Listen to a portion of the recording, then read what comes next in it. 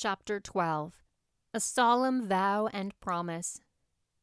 It was not until the next Friday that Marilla heard the story of the flower-wreathed hat. She came home from Mrs. Lynde's and called Anne to account. "Anne, Mrs. Rachel says you went to church last Sunday with your hat rigged out ridiculous with roses and buttercups. What on earth put you up to such a caper? A pretty-looking object you must have been." "Oh, I know pink and yellow aren't becoming to me," began Anne. "Becoming fiddlesticks! It was putting flowers on your hat at all, no matter what color they were, that was ridiculous. You are the most aggravating child." "I don't see why it's any more ridiculous to wear flowers on your hat than on your dress," protested Anne. "Lots of little girls there have bouquets pinned on their dresses. What's the difference?" Marilla was not to be drawn from the safe concrete into dubious paths of the abstract. "Don't answer me back like that, Anne. It was very silly of you to do such a thing. Never let me catch you at such a trick again. Mrs. Rachel says she thought she would sink through the floor when she saw you come in all rigged out like that. She couldn't get near enough to tell you to take them off until it was too late. She says people talked about it something dreadful. Of course, they would think I had no better sense than to let you get duped out like that." "I'm so sorry," said Anne, tears welling into her eyes. "I never thought you'd mind. The roses and buttercups were so sweet and pretty, I thought they'd look lovely on my hat. Lots of the little girls had artificial flowers on their hats. I'm afraid I'm going to be a dreadful trial to you. Maybe you'd better send me back to the asylum. That would be terrible. I don't think I could endure it. Most likely I would go into consumption. I'm so thin as it is, you see. But that would be better than being a trial to you." "Nonsense," said Marilla, vexed at herself for making the child cry. "I don't want to send you back to the asylum, I'm sure. All I want is that you should behave like other little girls and not make yourself ridiculous. Don't cry any more. I've got some news for you. Diana Barry came home this afternoon. I'm going up to see if I can borrow a skirt pattern from Mrs. Barry, and if you like, you can come with me and get acquainted with Diana." Anne rose to her feet with clasped hands, the tears still glistening on her cheeks. The dish towel she had been hemming slipped unheeded to the floor. "Oh, Marilla, I'm frightened. Now that it has come, I'm actually frightened. What if she shouldn't like me? It would be the most tragical disappointment of my life." "Now, don't go getting into a fluster, and I do wish you wouldn't use such long words. It sounds so funny in a little girl. I guess Diana'll like you well enough. It's her mother you've got to reckon with. If she doesn't like you, it won't matter how much Diana does. If she has heard about your outbursts to Mrs. Lynde and going to church with buttercups round your hat, I don't know what she'll think of you. You must be polite and well-behaved, and don't make any of your startling speeches. For pity's sake, if the child isn't actually trembling." Anne was trembling. Her face was pale and tense. "Oh, Marilla, you'd be excited too if you were going to meet a little girl you hoped to be your bosom friend, and whose mother mightn't like you," she said as she hastened to get her hat. They went over to Orchard Slope by the short cut across the brook and up the Furry Hill Grove. Mrs. Barry came to the kitchen door in answer to Marilla's knock. She was a tall, black-eyed, black-haired woman with a very resolute mouth. She had the reputation of being very strict with her children. "How do you do, Marilla?" she said cordially. "Come in. And this is the little girl you have adopted, I suppose?" "Yes, this is Anne Shirley," said Marilla. "Spelled with an E," gasped Anne, who, tremulous and excited as she was determined there should be no misunderstanding on that important point. Mrs. Barry, not hearing or not comprehending, merely shook hands and said kindly, "How are you?" "I am well in body, although considerably rumpled up in spirit, thank you, ma'am," said Anne gravely. Then aside to Marilla in an audible whisper, "There wasn't anything startling in that, was there, Marilla?" Diana was sitting on the sofa reading a book which she had dropped when the callers entered.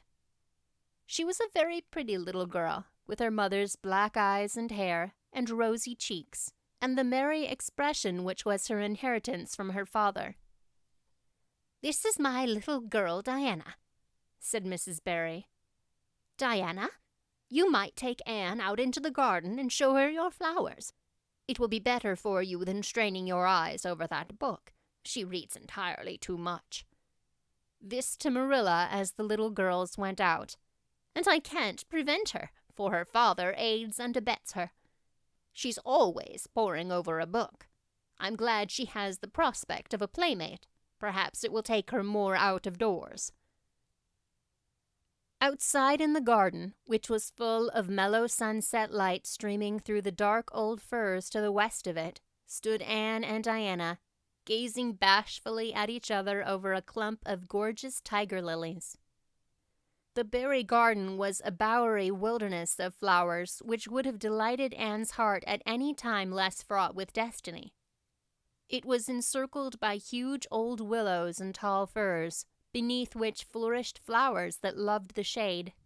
Prim right-angled paths neatly bordered with clamshells intersected it like moist red ribbons, and in the beds between old-fashioned flowers ran riot.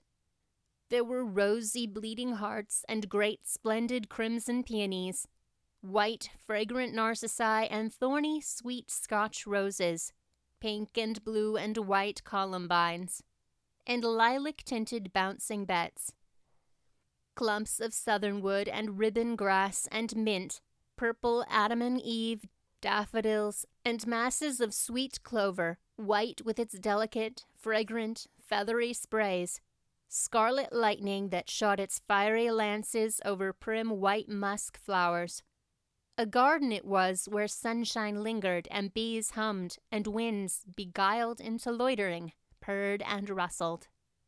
"Oh, Diana," said Anne at last, clasping her hands and speaking almost in a whisper. "Oh, do you think you can like me a little? Enough to be my bosom friend?" Diana laughed. Diana always laughed before she spoke. "Why, I guess so," she said frankly. "I'm awfully glad you've come to live at Green Gables. It will be jolly to have somebody to play with. There isn't any other girl who lives near enough to play with, and I've no sisters big enough. Will you swear to be my friend forever and ever?"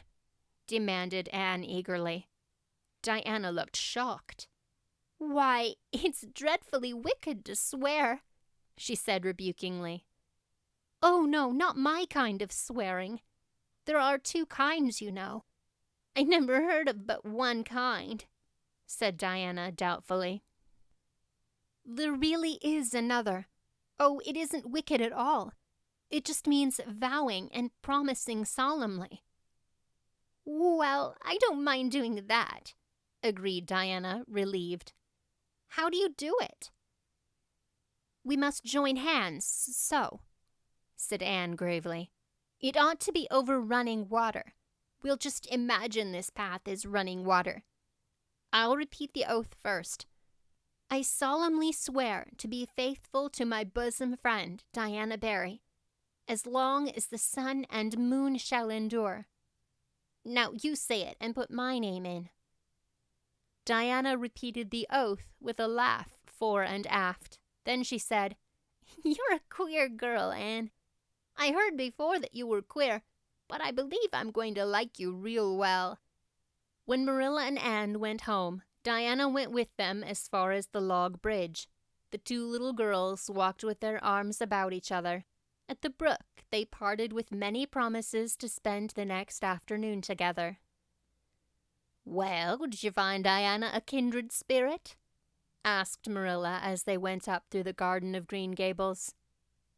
"Oh, yes," sighed Anne, blissfully unconscious of any sarcasm on Marilla's part. "Oh, Marilla, I'm the happiest girl on Prince Edward Island this very moment. I assure you I'll say my prayers with the right good will tonight. Diana and I are going to build a playhouse in Mr. William Bell's birch grove tomorrow. Can I have those broken pieces of china that are out in the woodshed? Diana's birthday is in February and mine is in March. Don't you think that is a very strange coincidence? Diana is going to lend me a book to read. She said it's perfectly splendid and tremendously exciting. She's going to show me a place back in the woods where rice lilies grow. Don't you think Diana has got very soulful eyes? I wish I had soulful eyes. Diana is going to teach me to sing a song called Nellie in the Hazel Dell. She's going to give me a picture to put up in my room. It's a perfectly beautiful picture, she says. A lovely lady in a pale blue silk dress. A sewing machine agent gave it to her. I wish I had something to give Diana. I'm an inch taller than Diana, but she is ever so much fatter. She said she'd like to be thin because it's so much more graceful, but I'm afraid she only said it to soothe my feelings. We're going to the shore someday to gather shells. We have agreed to call the spring down by the log bridge the Dryad's Bubble. Isn't that a perfectly elegant name? I read a story once about a spring called that. A dryad is sort of a grown-up fairy, I think. Well, all I hope is you won't talk Diana to death, said Marilla. But remember this in all your planning, Anne. You're not going to play all the time, nor most of it. You'll have your work to do, and it'll have to be done first. Anne's cup of happiness was full, and Matthew caused it to overflow. He had just got home from a trip to the store in Carmody, and he sheepishly produced a small parcel from his pocket and handed it to Anne, with a deprecatory look at Marilla. I heard you say you liked chocolate sweeties, so I got you some, he said. Humph, sniffed Marilla. It'll ruin her teeth and stomach. There, child, don't look so dismal. You can eat those, since Matthew has gone and got them. He'd better have brought you peppermints. They're wholesomer. Don't sicken yourself eating all of them at once now. Oh, no, indeed I won't, said Anne eagerly. I'll just eat one tonight, Marilla, and I can give Diana half of them, can't I? The other half will taste twice as sweet to me if I can give some to her. It's delightful to think I have something to give her. I'll say it for the child, said Marilla when Anne had gone to her gable. She isn't stingy. I'm glad, for of all her faults I detest stinginess in a child. Dear me, it's only 3 weeks since she came, and it seems as if she's been here always. I can't imagine the place without her. Now, don't be looking I told you so, Matthew. That's bad enough in a woman, but it isn't to be endured in a man. I am perfectly willing to own up that I'm glad I consented to keep the child and that I'm getting fond of her. But don't you rub it in, Matthew Cuthbert.